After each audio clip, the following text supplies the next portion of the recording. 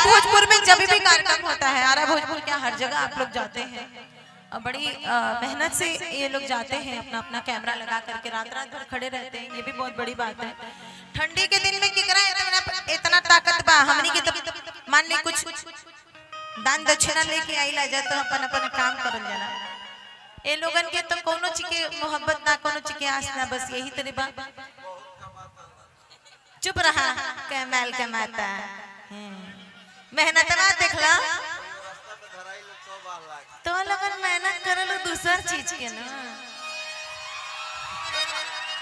आई लोग रोज रोज पाती है, आप लोग महीना में पता नहीं आएगा नहीं आएगा, व्यू जाएगा नहीं जाएगा, है कि नहीं?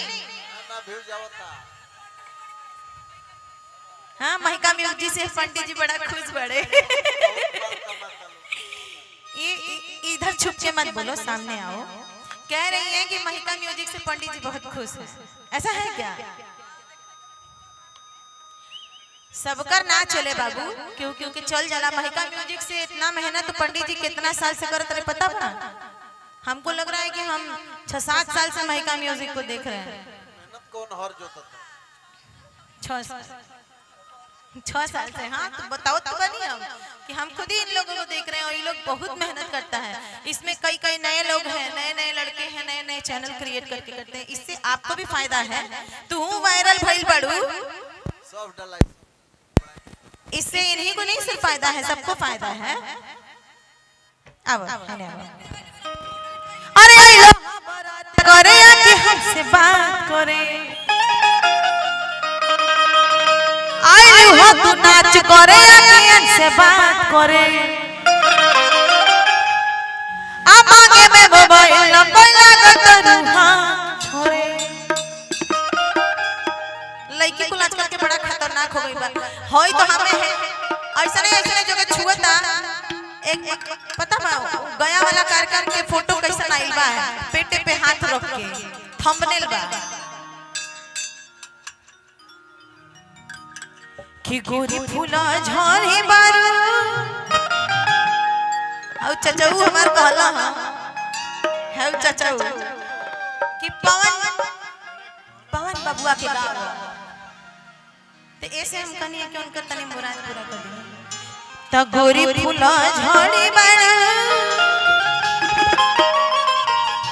पापा के परिवार दिखावत तो से मिले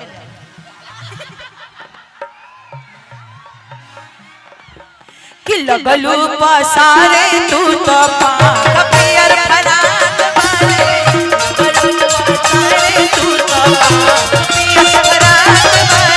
आया हवरात करे के बात करे, मांगे में मोबाइल नंबर लगत रहा धरे।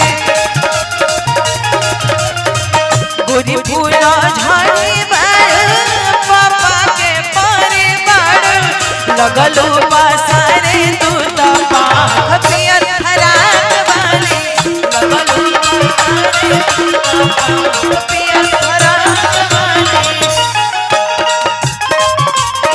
अपने जिगर को थाम के बैठो, आई कवरिया की बारी किया जब घंटे की बारी।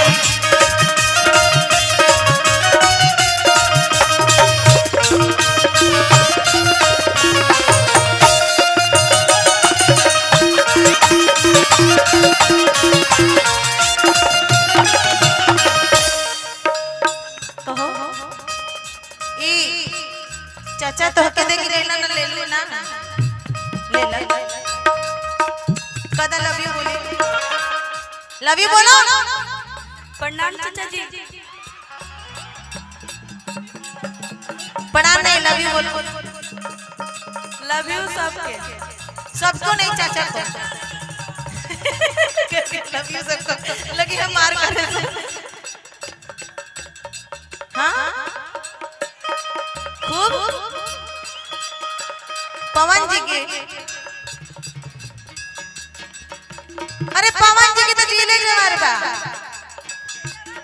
कोई पवन जी को रोक सकता है? धरती पे कोई वीर पैदा है?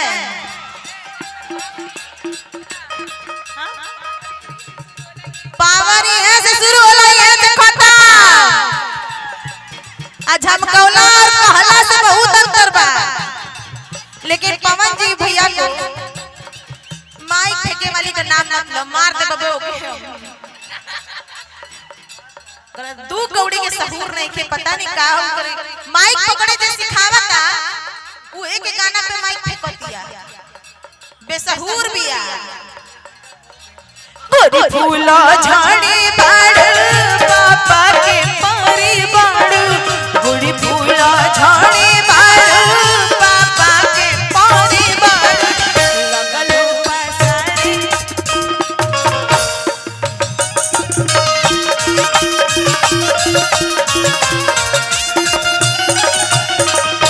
इकुल देखा अंजनी भैया, एक मिनट भैया। अंजनी भैया इकुल बदमाश लड़की है सो, लइका से सटली तो समझ में आवे लगी, चलो ठीक बा धनंजय जी से सटत रही सो। ई सब हमहू के ना छोड़े से धा धा हमार है सब जो दुपट्टा दुपट्टा साड़ी उड़ी खींच ले रही है सब। ई बड़ा बच के रहना पड़ेगा। हां प्रिंस बाबू बड़ा बच के इन लोगों से रहना पड़ेगा। ना ना बदमाश नहीं किसी हाय ला तब हां